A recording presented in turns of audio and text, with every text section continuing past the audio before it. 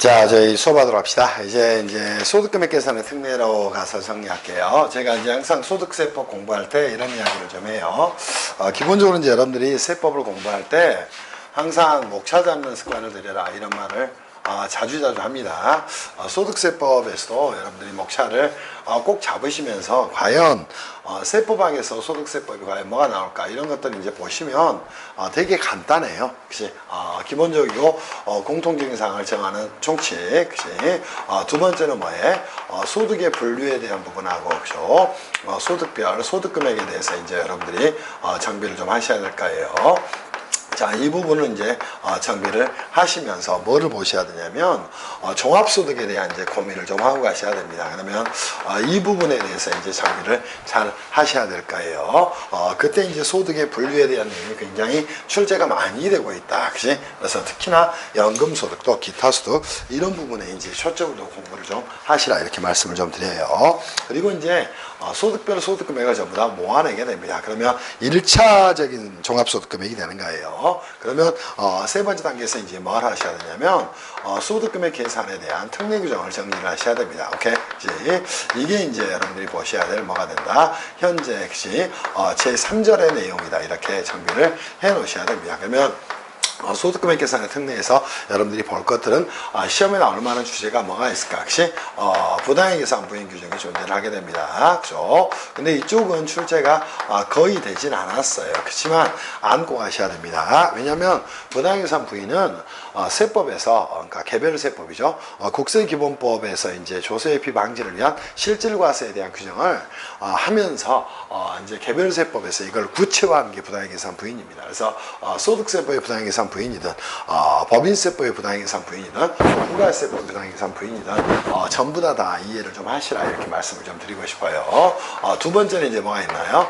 공동사업에 대한 특례 규정이 존재를 하게 됩니다. 공동사업에 대한 특례는 다시 두 가지가 이제 존재를 하게 됩니다. 하나는 뭐가 있을까요?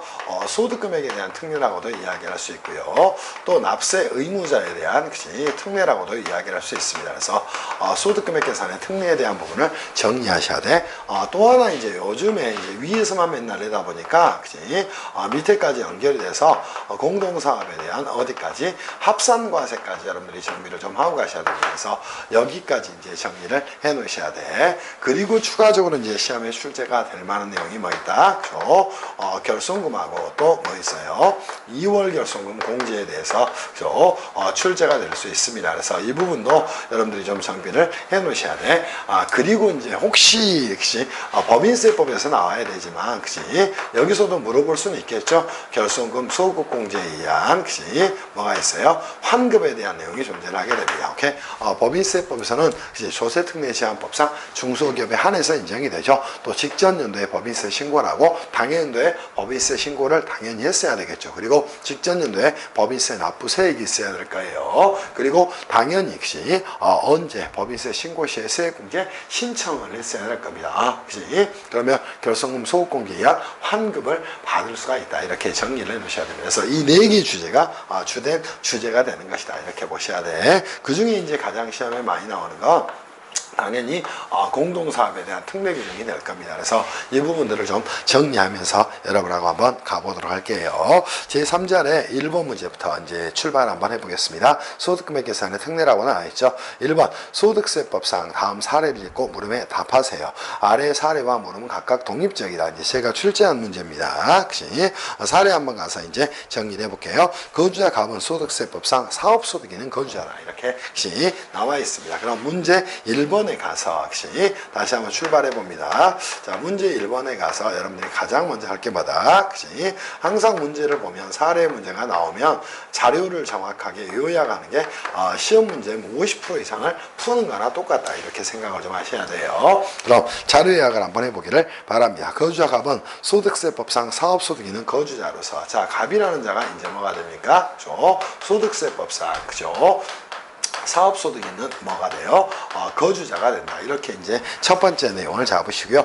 역시 자신과 사실혼 관계에 있는 을이라는 자가 존재합니다. 자, 을이라는 자는 뭐예요? 둘은 역시 법률혼 관계에 있지를 않고요. 그죠? 법률혼이 아니라 뭐다? 역시 사실혼 관계에 이렇게 존재를 하게 됩니다. 그래서 사실혼 관계에 있는 자다. 이렇게 정리를 좀 하면 되겠죠. 을로부터 시가 3천만 원 상당의 차량을 2억 원에 구입을 했다는 겁니다. 혹시 그러면 이렇게 이제 구입한 모습이 나오겠죠. 그럼 보자마자 뭐가 돼요? 그렇죠? 자산의 고가 매입이 됐네요. 그렇죠? 자, 그러면 이제 고가 매입에서 시가는 얼마가 됩니까? 3천만 원이 됩니다. 혹시 그런데 구입가가 얼마가 됐어요? 그렇죠? 2억 원이 됐다는 겁니다. 혹시 그럼 당연히 부당해상 부인 규정에 적용 대상이 되겠네요. 그 후 동차량을 업무용으로 사용하면서 감가상각비, 차량 유지비 등을 사업소득의 필요금비로 지출을 했답니다. 납세지 관한 세무장 거주자 갑의 종합소 신고 내용을 검토하던 중 갑이 을로부터 구입한 차량의 가액이 시가보다 상당히 고가로 계상됐음을 발견하고 거주자 갑에 대한 소득세 경정을 통해서 과세 여부를 검토하고 있답니다. 현재는 과세가 이루어진 건 아니고요. 검토를 하고 있다는 거예요. 그러면 자, 물음 1에서 이제 여러분한테 출제된 내용이 무엇인가 한번 보면 되겠죠. 자, 당연히 이제 저희 형식으로 문제가 거의 출제됩니다. 그럼 이렇게 물음 1에서 출제된 내용에 대해서 첫 번째 물어본 거 뭐가 됩니까? 부당해상 부인의 적용 요건에 대해서 먼저 정리를 좀 하라는 겁니다. 그럼 소득세법상 부당해상 부인의 계산 뭐에 대해서 부인의 뭐에 대해서 적용 요건에 대해서 이렇게 검토를 해 보시면 되겠죠. 첫 번째 뭐가 돼야 돼요? 그죠? 자, 당연히 역시 누가 돼야 됩니까? 역시 일정한 소득자의 행위 또는 계산이어야 됩니다. 그죠? 일정한 역시 소득자 행위 또는 계산이어야 됩니다. 혹시 소득자의 뭐가 돼야 된다? 행위 또는 계산이어야 돼야 된다. 혹시 그래서 저는 여러분들하고 세법학 수업을 하면서도 필기를 합니다. 이유는 여러분이 필기를 같이 하면서 저한테 녹아들 수가 있어요. 혹시 그 점이 이제 다른 강사들하고 좀 차이가 있는 부분이겠죠. 저도 필기하면 귀찮아요. 이빨 저도 엄청 좋아요. 그치? 근데 필기라는 이유는 여러분들이 이 글을 쓰는 것들을 자꾸 같이 하시라는 거예요. 그러면 일정한 소득자의 행위 또는 계산이어야 됩니다. 오케이? 자, 그때 자, 일정한 소득자는 뭐가 될까요? 내작자가 존재하죠. 그죠? 첫 번째 뭐 있다? 출자, 공동사업자의 사업자의 뭐가 돼야 돼요? 배당소득이 해야 됩니다. 그러니까 일정한 소득이 있는 자는 출자 공사업자의 배당소득이 있거나 뭐가 있어야 돼요? 사업소득이 있거나 또 뭐가 있거나 기타 소득이 있거나 혹시 사업소득이 있거나 뭐가 돼야 돼? 혹시 그죠? 기타 소득이 있거나 또는 뭐가 돼야 돼? 양도소득이 존재를 해야 됩니다. 혹시 이 네 개만이 뭐가 된다? 부당해상 부인이 적용이 되는 거예요. 두 번째 뭘 해야 됩니까? 특수관계인과의 거래가 있어야 됩니다. 혹시 두 번째 이제 특수관계인과의 뭐가 있어야 돼요? 거래가 있어야 됩니다. 오케이? 그리고 이제 세 번째 뭘 했어야 될까요? 우리가 이제 가장 중요한 내용이 되겠죠. 부당한 행위와 혹시 자 뭐를 썼어야 됩니까? 부당한 그죠? 계산 방법을 썼어야 됩니다. 이렇게 이제 여러분이 답을 꾸려가야 돼. 그때 이제 부당한 행위의 판단 기준은 뭐가 된다? 항상 경제적 합리성이 된다. 혹시 이렇게 이제 안고 와야 됩니다. 두 번째 이제 정리할게 부당 계산의 역시 판단 기준은 항상 시가를 기준으로 판단한다. 이렇게 정리하셔야 됩니다. 그로 인해서 아무런 문제가 없다면 혹시 과세 관청은 여기에 대해서 따지질 않을 거예요. 근데 당연히 뭐가 있어야 됩니까? 혹시 마지막으로 그죠? 조세 부담의 부당한 감소가 있어야 된다는 겁니다. 그러면 혹시 부담에 뭐가 있어야 한다? 부당한 것이 감소가 있어야 됩니다. 이렇게 이제 여러분이 글을 쓸 수 있어야 돼. 그럼 자 뭐 하겠다? 혹시 이게 적용 요건이 되는 거예요. 두 번째 부당해상 부인의 적용의 대상이 되는 뭐예요? 그죠? 시가에 대한 내용을 정리를 하라는 겁니다. 그럼 시가는 원칙은 뭐다? 혹시 자 불특정 다수인 간에 혹시 자 뭐가 됩니까? 편의 없이 혹시 거래되는 객관적 시장 가치를 만나 이렇게 정리하면 되겠죠. 얘를 원칙적 시가라고 이야기합니다. 다만 예외적으로 말할 수 있다. 혹시 자 기본적으로 이제 세 가지를 작동을 시키면 되겠죠. 첫 번째 순위는 뭐다? 감정가가 적용될 수 있다. 두 번째 뭐 있다? 혹시 그죠? 감정가가 적용될 수 있는 것이고요. 두 번째 이제 정리를 감정가가 없다는 겁니다. 그때는 뭐, 그죠? 상증세법상 상증세법에 의한 평가가액을 가져다 쓰는 것이다. 이렇게 정리를 해 놓으시기를 바랍니다. 이게 부당이상 부인의 1번에 대한 문제가 될 거예요. 그래서 8점으로 놔뒀는데 위쪽이 한 5점, 밑에가 한 3점 이런 식으로 출제가 될 거예요. 그리고 이제 물음 2로 가서 여러분이 정비할 게 있다면 한번 가보시죠. 자, 물음 2에서 정리할까? 사례에서 납세에 관한 세무상이 갑의 차량 부인과 관련해서 역시 부당이상 부인을 적용하는 경우에 적용 효과에 대해서 정리를 좀 하라는 겁니다. 오케이? 자, 그러면 사례에 뭐에 대해서, 그죠? 적용 효과에 대해서 한번 정리를 좀 해봅시다. 당연히 뭐합니까? 첫 번째는 소득금액을, 그죠? 소득금액을 뭐 하게 된다, 그죠? 재계산하게 됩니다. 그때는 뭐에 따라서 시가에 따라서 재계산하는 거예요. 그죠? 그때 이제 소득금액을 재계산하기 위해서는 시가에 따라서 재계산하는데 자산의 고가 매입이 되니까 고가 매입이 되니까 당연히 뭐가 고가 매입은 현저한 이익이 충족돼야 됩니다. 그러면 이 현저한 이익은 어떻게 되는 것이다. 정리를 좀 해놓으면 되겠죠. 자산의 고가 매입에 대해서는 이 현저한 이익이 충족돼야 되는데 시가와 거래가액의 차액이 이렇게 정리하면 되겠죠. 그죠? 시가와 거래가액 차액이 거래가액 뭐가 차액이 얼마 이상이거나 3억 원 이상이거나 자 뭐가 돼야 돼요? 시가액 5% 이상 이상 차이가 나야 됩니다. 그런데 이제 중요한 건 뭐예요? 둘 중 하나의 요건만 충족시키면 돼요. 그러니까 항상 뭐가 나온다? 또는이라는 개념이 나오게 됩니다. 그래서 시가와 거래가액 차액이 3억 원 이상이거나 또는 얼마 시가의 5% 이상 차이가 나야 된다. 이렇게 이제 여러분이 잡고 가셔야 한다는 말씀이야. 무슨 말씀인지 이해할 수 있겠어요. 그죠? 이게 이제 중요한 내용이 된다는 겁니다. 그러면 당연히 소득금액을 재계산을 해야 되겠죠. 그때 한번 보세요. 얼마짜리를 3천만 원짜리를 2억 원에 구입을 했으니까 시가와 거래가의 차액이 얼마가 되는가? 1.7억이 되는 겁니다. 그러면 시가의 5% 이상이니까 당연히 5% 이상이 되겠죠. 그러면 이 1.7억의 차량 가액에 대해서 부인을 당연히 해야 되지 않겠어요? 그렇게 이제 여러분이 정리를 하셔야 됩니다. 무슨 말씀인지 이해할 수 있겠지. 두 번째, 그죠? 뭐라는 거예요? 그죠? 그죠? 대형 조정을 인정하지 않는다. 이 말은 뭐 굳이 쓸 필요가 없고요. 두 번째 이제 정리할게요. 조세범 처벌법에 따라서 과연 형사처벌의 대상이 될 것인가? 형사처벌은 자 뭐가 없다면 그죠? 사기 기타 뭐가 없다는가? 부정한 행위가 그죠? 부정한 행위를 뭐라고 이야기합니까? 조세 포탈의 적극적 의도라고도 이야기합니다. 사기 기타 부정한 행위로 그죠? 자, 뭐 세액을 과다하게 환급받는 경우나 세액을 아주 적게 납부하는 경우는 뭐라고 이야기한다? 조세 포탈이라고 이야기합니다. 그게 없는 경우에는 형사처벌은 받지 않는다. 이렇게 정리를 해 놓으시기를 바랍니다. 그리고 이제 정리할 게 뭐예요? 자, 부당해상 부인이 적용되는 경우에도 거래의 그죠? 사법상 효과에는 전혀 영향이 없다. 그죠? 효과에는 뭐가 없다? 영향이 없다. 이렇게 이제 글을 잡아 놓으시면 될 것 같아요. 충분히 정리할 수 있죠. 자, 물음 3에서 여러분한테 이제 정리했던 내용 위에서 뭐 다 정리가 돼버렸네요. 그죠?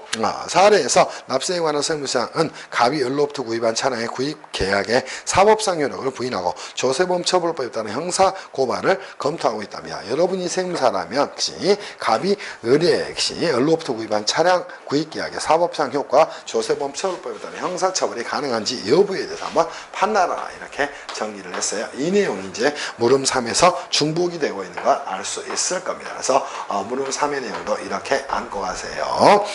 그리고 마지막 물음 4에 대해서 자 만약 사례에서 거주자 갑에게 차량을 판매한 의뢰에 대해서도 조세가 부과가 될 수 있는가. 이거 굉장히 중요한 내용 중에 하나입니다. 물음 4에서 과연 의뢰에 대해서 뭐가 조세 부과가 가능한가. 당연히 그죠. 자 의리라는 자는 뭐가 됩니까? 보세요. 그죠. 자 갑이라는 자에게 갑이라는 자가 의리라는 자로부터 뭘 했어요? 그죠. 사실혼관계 인자로부터 이렇게 고가 매입했습니다. 그러면 그러면 당연히 뭐가 됩니까? 그치? 특수관계인으로부터 고가 매입을 하게 된 거예요. 그러면 당연히 을에게는 재산이 얼마가 1.7억이 증여가 됐다는 겁니다. 그때 이제 문제가 되는 게 뭐가 됩니까? 자, 을은 그치? 자, 어떤 문제? 그죠? 증여세, 그죠?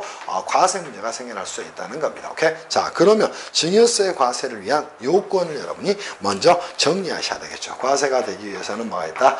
적용 요건에 대한 부분이 문제가 될 거예요. 당연히 뭐가 되니까. 오케이? 첫 번째, 특수관계인이 됐다는 겁니다. 그죠?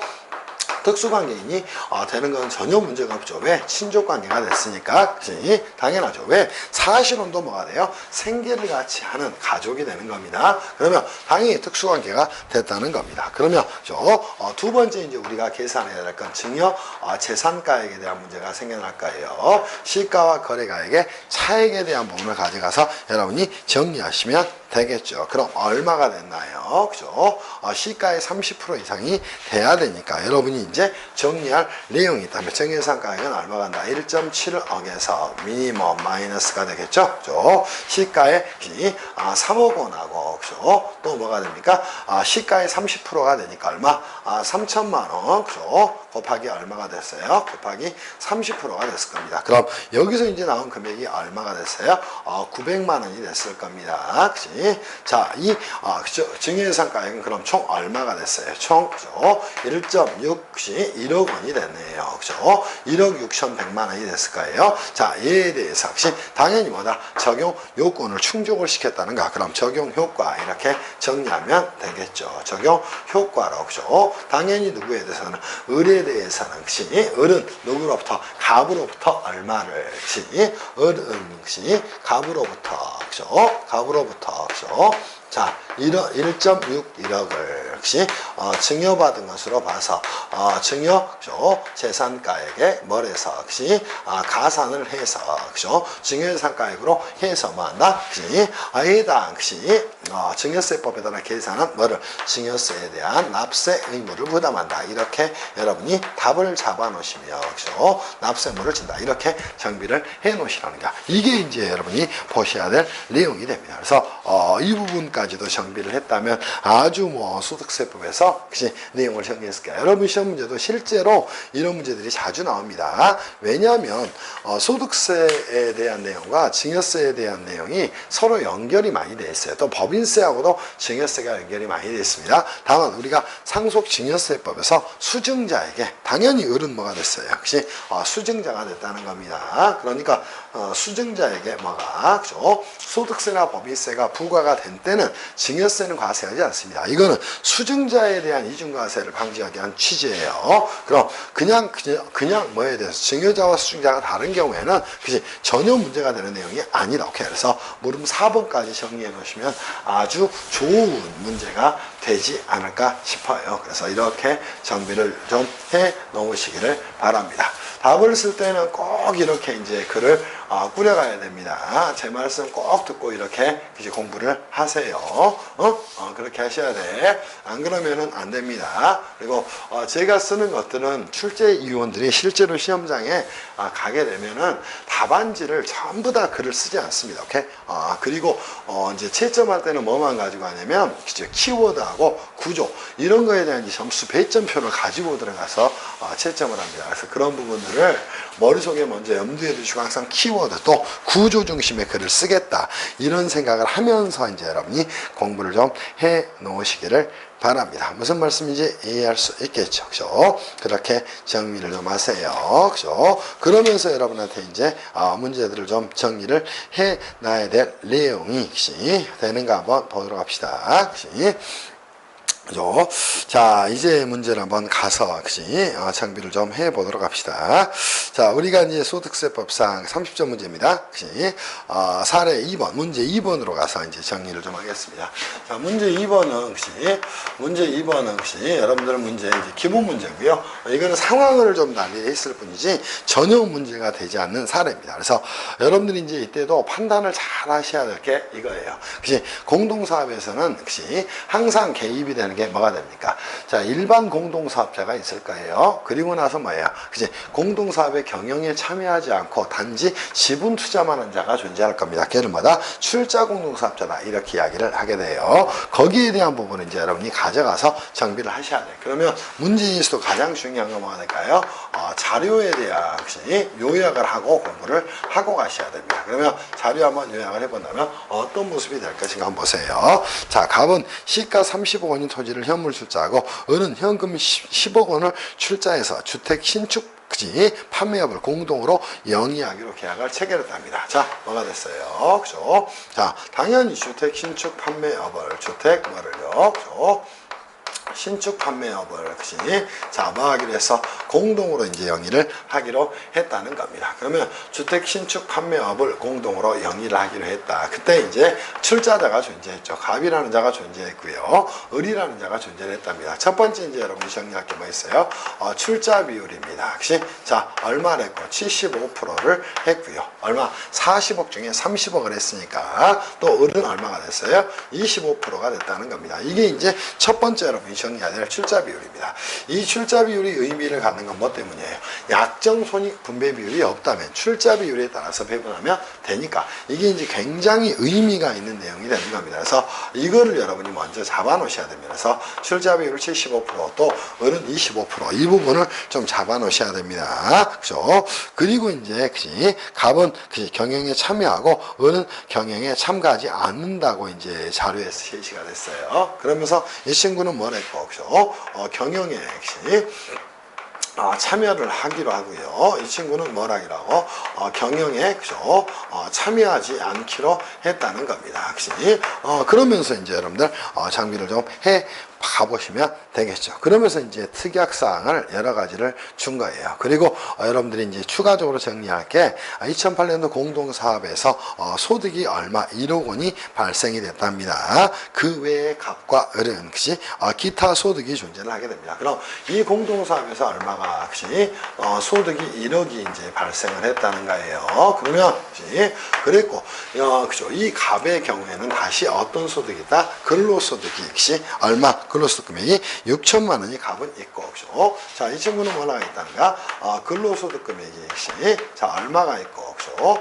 6천만 원이 존재를 하게 된다는 겁니다. 그리고 을은요, 근로소득 금액이 이렇게 3천만 원이 존재를 하게 된다는 거예요. 이거를 가지고 이제 케이스를 나눠서 정리하면 되겠죠. 자, 뭐 한다면, 통상의 비율이라면 소득 1억이 발생을 했을 것이고, 자, 이렇게 가는 게 아니라, 여기 이제 자료를 여러분들하고 정리하면 될까? 그러면, 문제에서, 상황에 따라서 문제를 한번 풀어보면 되겠죠. 자, 물음 1 가서 정비해 봅시다. 그럼, 물음 1에서 첫 번째 이제 여러분이 정비할 건 뭐가 있을까? 한번 보도록 하시죠. 자, 첫 번째 물음입니다. 상황 1에 따라서 특약사항을 정한 경우에 거주자 갑과 을의 소득세 납세 의무를 각각 설명하라. 이렇게 정리를 했어요. 그럼 특약사항은 뭡니까? 을은 공동사업의 채무에 대해서 무한 책임을 부담을 합니다. 그러면, 자, 을이라는 자가 뭐가 됐어요? 상황 1입니다.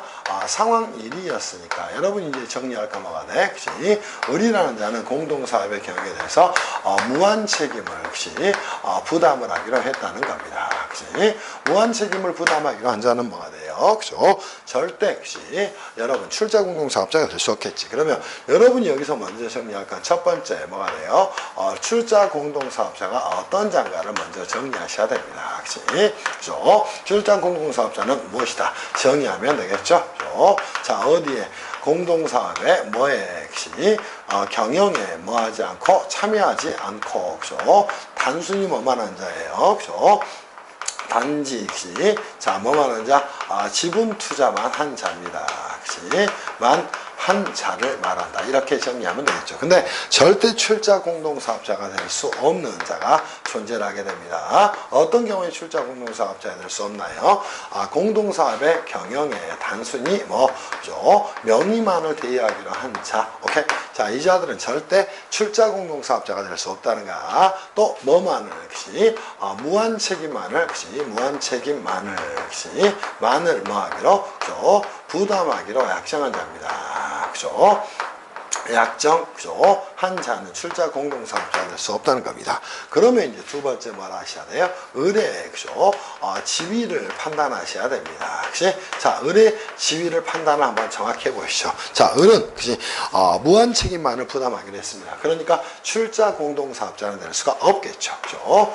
출자 뭐는 공동사업자는, 그죠? 공동사업자는 그치? 될 수가 없다는 겁니다. 오케이? 그러니까 뭐가 됐을까요? 이자는 일반 공동사업자가 됐어요. 오케이? 자, 일반 공동사업자가 됐는데, 그치? 자, 뭐가 없어요? 약정 비율이 없다는 겁니다. 오케이? 오케이? 그러면 뭐에 따라서?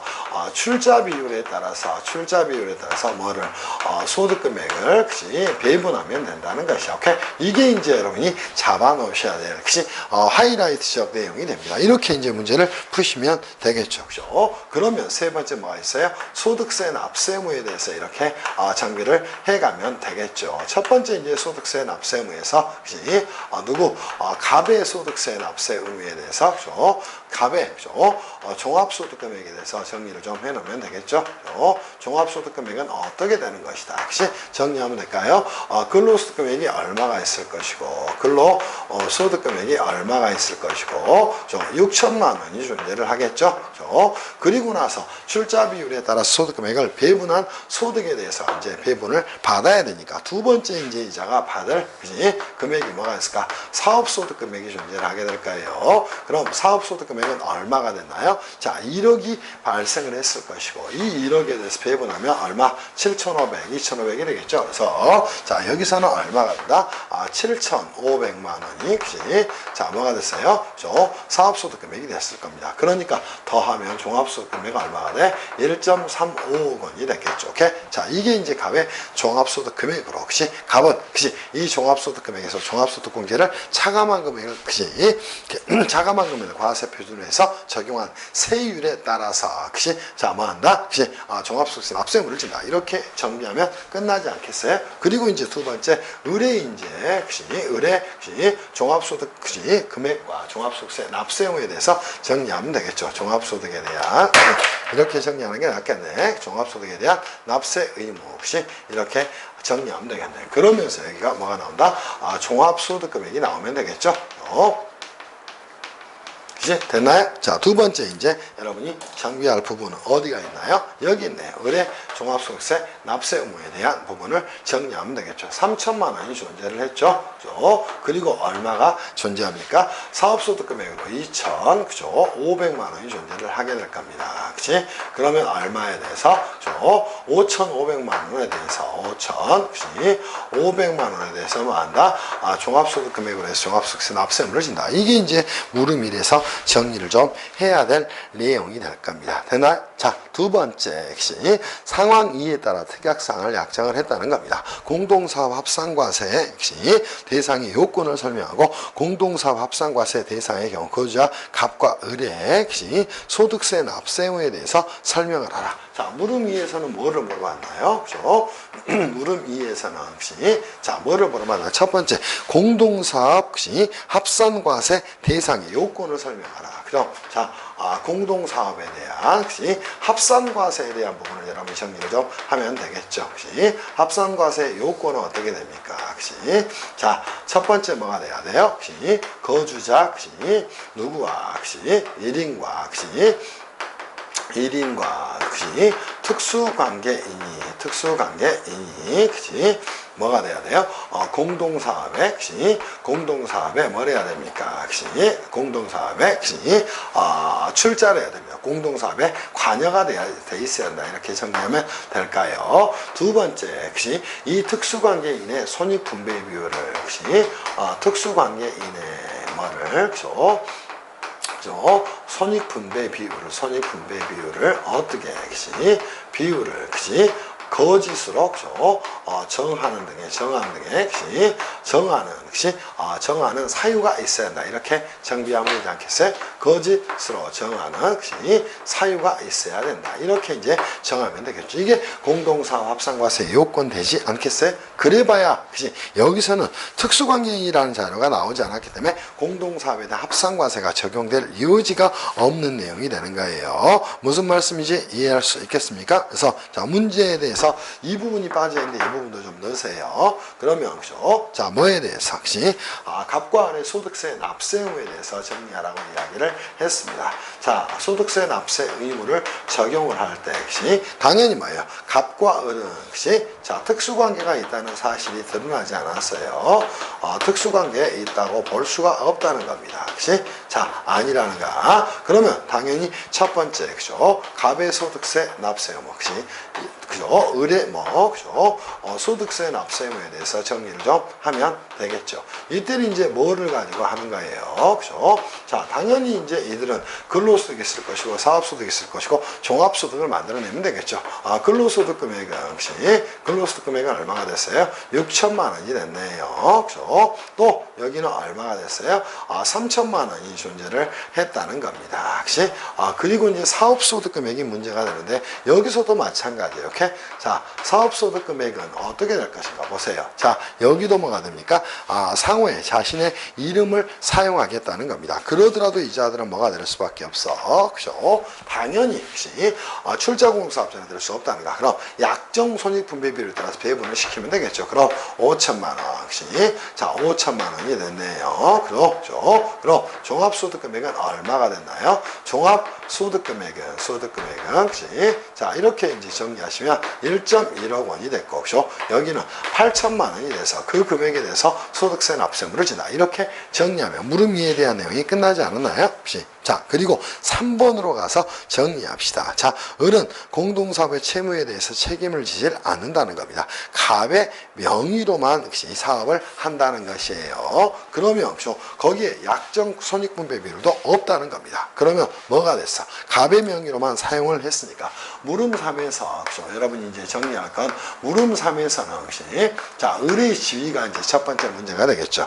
자, 을은 어떤 지위다? 역시 을의 지위는 역시 이때는 드디어 을은 출자 공동사업자가 됐다는 겁니다. 무슨 말씀인지 이해할 수 있겠어요? 그렇죠? 그러면서 이들의 역시 소득세 납세 의무에 대해서 정비를 좀 해놓으면 되겠지. 소득세 납세 의무에 대해서 한번 정비를 해볼까요? 그렇죠? 자, 첫 번째 뭐가 있나? 갑의 소득세 납세 의무로 가면 되겠죠. 자, 두 번째 을의 소득세 납세 의무로 가면 되겠죠. 자, 얘네들은 근로소득이 있었죠. 오케이? 자, 이제는 뭐가 나와야 될까?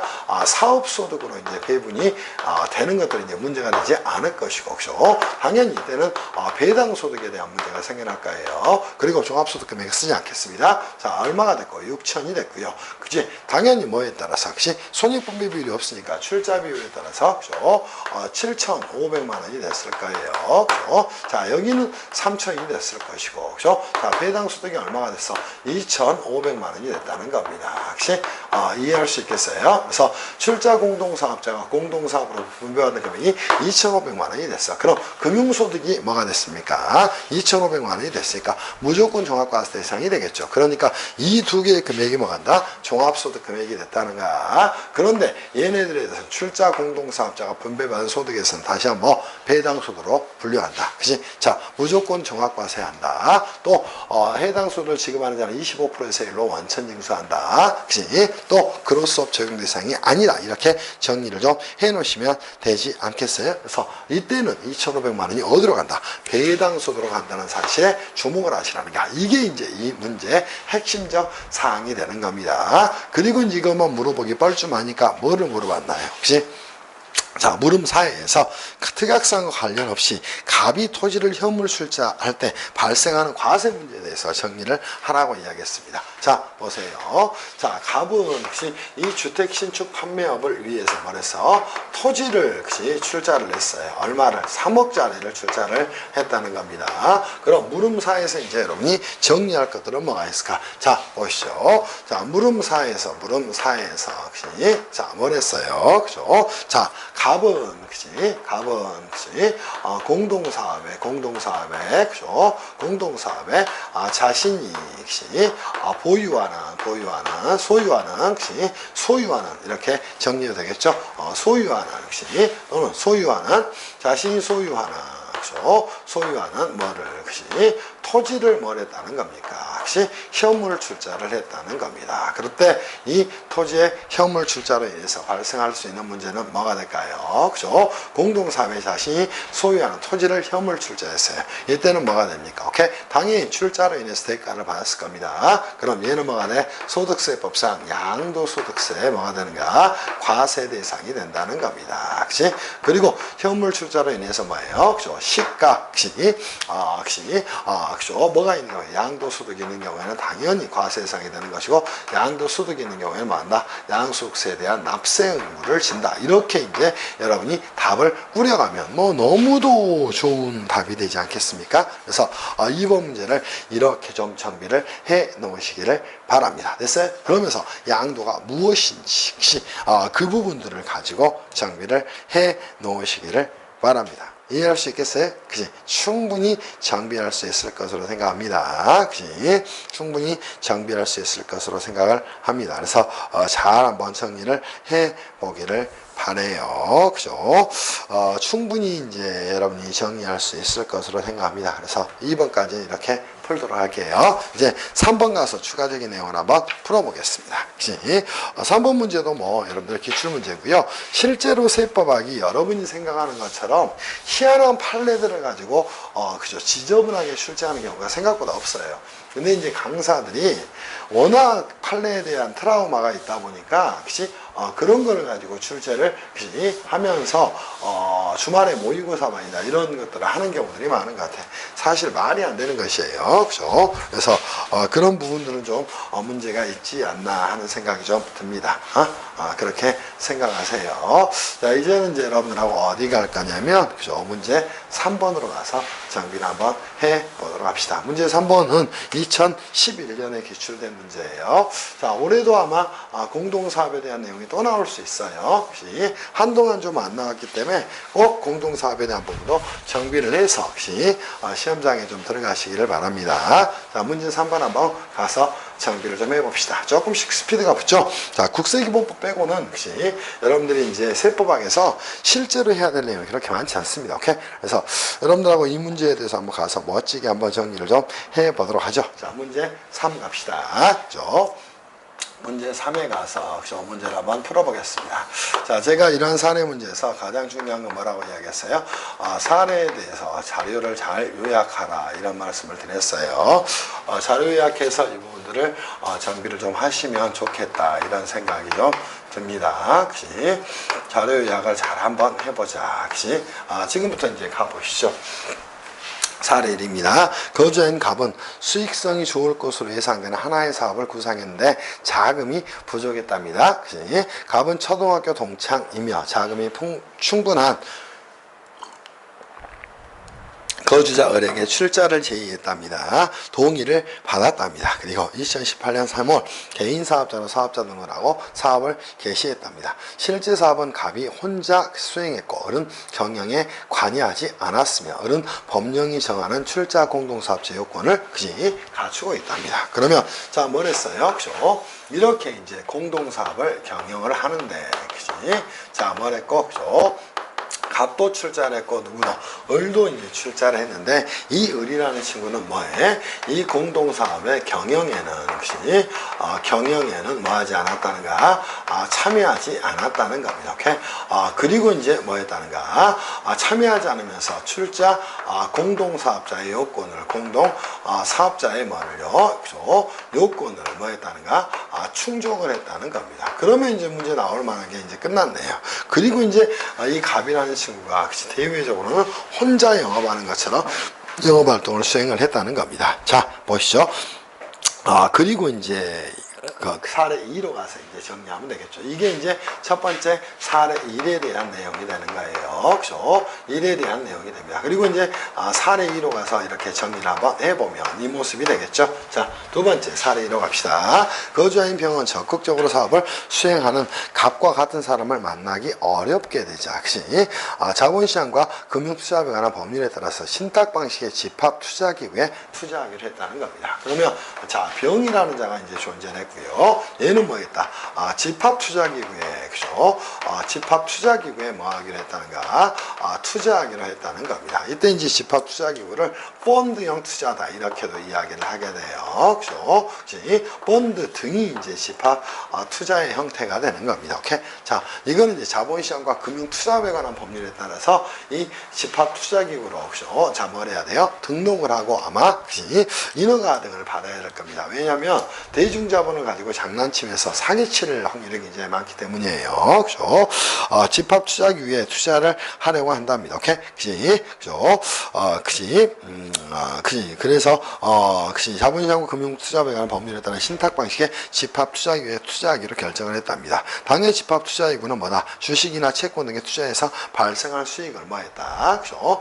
병에게 이렇게 배분했다는 겁니다. 그럼 이때 이제 생겨난 이익이 뭐가 될까요? 집합투자기구로부터의 이익이 되는 겁니다. 그죠? 기구로, 그죠?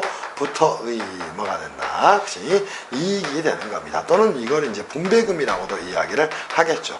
이 자료를 가지고 이제 문제를 풀면 너무도 수월하게 문제를 풀 수 있을 거예요. 자, 이제 물음 1로 가서 여러분하고 문제를 한번 풀어보도록 합시다. 자, 물음 1에서 한번 고민해 보시죠. 그죠? 갑이 해당 사업을 수행해서 2019년 3월 을에게 분배금으로 3,500만 원을 지급을 했답니다. 그치? 자, 그러면 을이 역시 자, 어디에서 공동사업에서 그치? 자, 얼마에 분배금, 그죠? 자, 얼마를 받았다는가? 3,500만 원을, 그죠? 500만 원을 뭐 했다는 거예요? 그죠? 수령을 했다는 겁니다. 자, 그치? 그러면 갑이 이제 공동사업에서 그치? 발생한 분배금이다. 갑이라고 표현하는 게 조금 더 예쁠 것 같아요. 그치? 갑이 그치? 공동사업에서 발생한 분배금 3,500만 원을 누구에게? 그치? 을에게 그치? 자, 뭐 했다는 거예요? 그죠? 을에게 그치? 지급을 했답니다. 그치? 지급을 했답니다. 이때 이제 여기에 대한 부분을 여러분이 따지고 가시면 되겠죠. 첫 번째 뭐다? 소득의 종류. 너무 쉽지 않아요? 소득의 종류는 뭐가 됩니까? 그치? 당연히 이제 여러분이 먼저 정리할 것보다 을의 지위에 대해서 정리하시면 되겠죠. 을은 뭐다? 순수한 출자 공동사업자가 된다. 이렇게 잡으시라는 겁니다. 공동 사업자라고 이미 자료에서 제시를 해줬잖아요. 그러니까 너무 쉽지 않아요? 두 번째, 역시 을이 받은 분배금, 그죠? 분배금 얼마가 있어요? 3,500만 원은, 그죠? 당연히 뭐가 된다, 그죠? 3,500만 원 배당 소득으로 뭐 한다, 역시 분류가 된다. 답안에 채점 편하게 하기 위해서 이것들 이제 첫 번째 이렇게 문제를 낸 거예요. 이거는 뭐 문제라고 그치? 실제 냈네요. 자, 두 번째, 그죠? 뭐랍니까? 그치? 여기에 대해서 그치? 원천징수에 대한 문제를 정리를 하라는 거예요. 그죠? 공동사업에서 발생한 소득에 대해서 그치? 갑이 을에게 3,500만 원을 지급하는 경우에는 그치? 3,500만 원 뭐 할 때 그치? 지급 시에 그치? 자, 뭐 한다? 25%의 세율로 그죠? 세율로 뭐 한다? 원천징수한다. 이렇게 정리를 좀 해놓으면 되겠죠. 세 번째 이제 정리할 게 뭐 있나요? 자, 종합과세 여부에 대해서 정리를 좀 하라고 이야기했습니다. 그래서 과연 이것들은 종합과세가 될 것인가? 출자 공동사업자가 분배받은 공동사업으로 분배받은 소득마다 무조건 종합과세 대상이 된다. 이렇게 정비하면 되지 않겠습니까? 그래서 뭐 거의 제가 세법개론 가르쳤던 내용하고 뭐 다를 바가 전혀 없어요. 그래서 세법은 개론부터 똑바로 배워야 돼요. 무조건 종합과세 대상이 된다. 이제 네 번째 이제 우리가 정리할 게 뭐가 있습니까? 그치? 그치? 총수익금의 계산상, 고려사항 등 논점을 포함해서 설명을 좀 하라. 그치? 그러면 우리가 이제 마지막으로 정리할 거 뭐가 있다? 총수익금액, 그치? 계산상, 그치?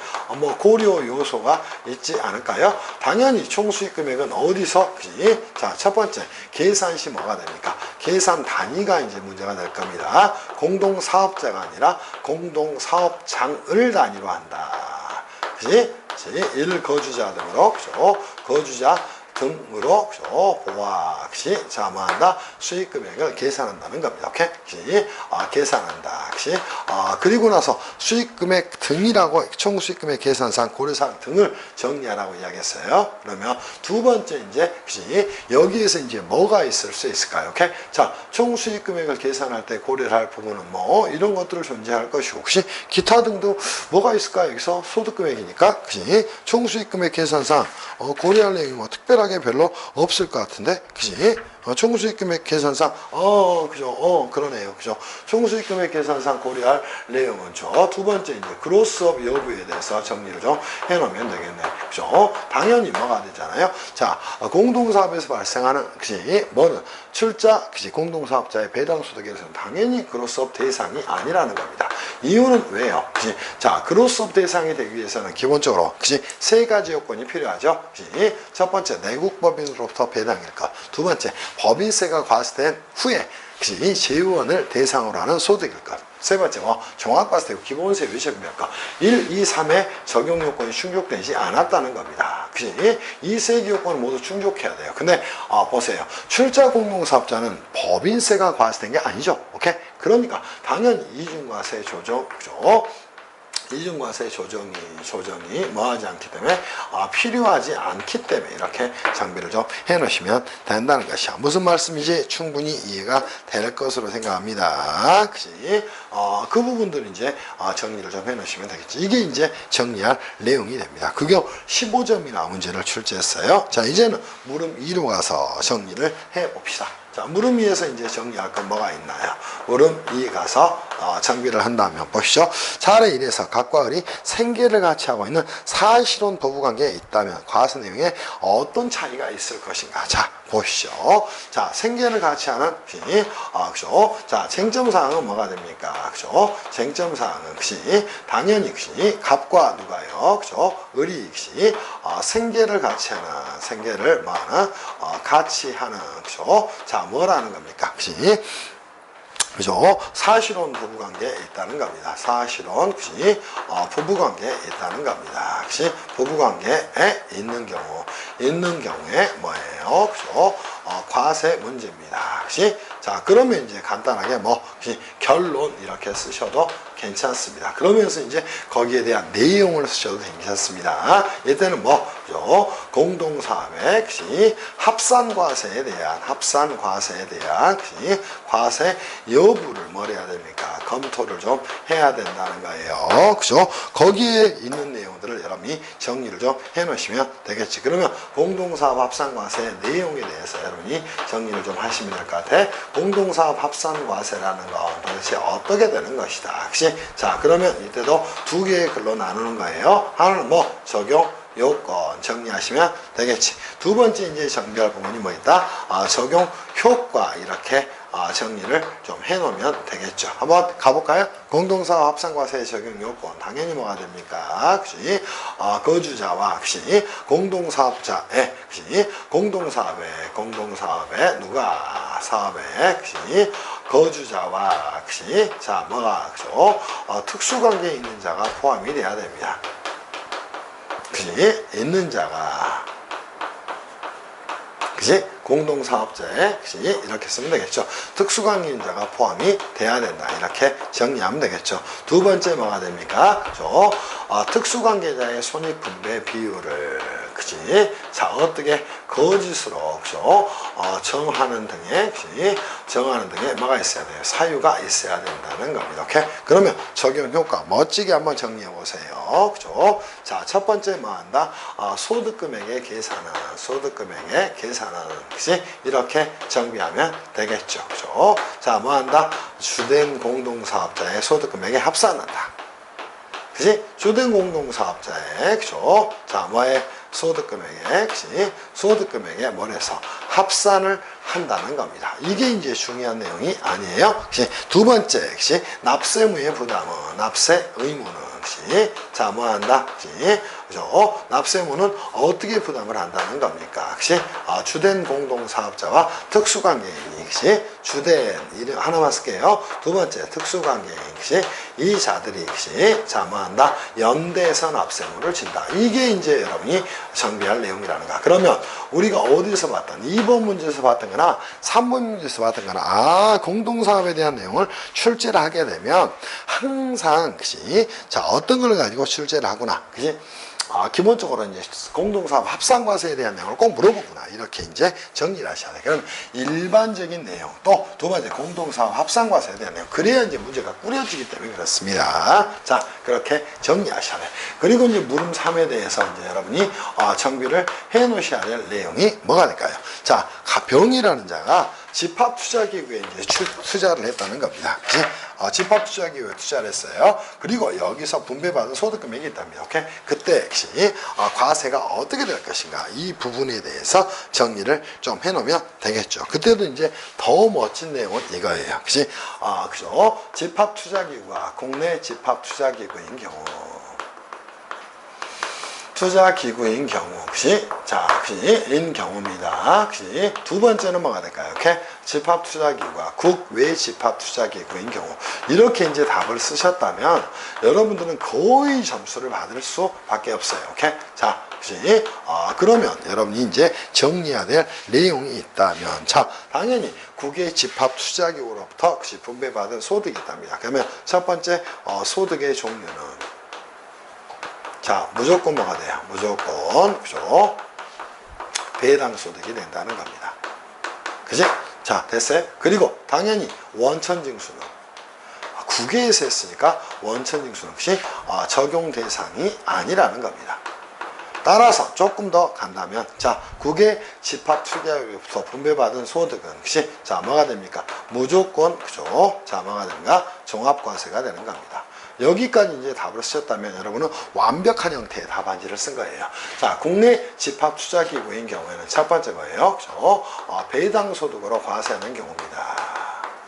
과세하는 경우에요. 두 번째, 그치? 자, 뭡니까? 일반적 분류 기준에 따르는 경우입니다. 그치? 자, 배당 소득으로 과세하는 건 뭐가 됩니까? 자, 다음의 요건을 모두 갖춘, 그치? 적격 집합투자기구인 경우다. 자, 이 적격 집합투자기구는 3개 요건을 모두 갖춰야 됩니다. 첫 번째, 자본시장과 금융투자업에 관한 법률에 따른 집합투자기구일 것. 자, 금전으로 투자하고, 금전으로 분배받을 것. 자, 1년에 1회 이상, 배분이 일어날 것. 오케이? 이 3개 요건을 모두 갖추면 배당소득 과세가 이루어지는가. 그렇지 않은 경우는 뭐가 된다? 일반적 소득 분류 기준으로, 가게 됩니다. 그러면 화폐 시간가치라면 화폐의 시간가치에 대한 대가라면 이자소득. 그렇지 않은 경우에마다 배당소득 과세가 이루어지는 것이다. 이렇게 이제 여러분이 정비를 좀 해 놓으시면 될 것 같아요. 무슨 말씀인지 이해할 수 있겠어요? 충분히 정리가 됐을 것으로 생각합니다.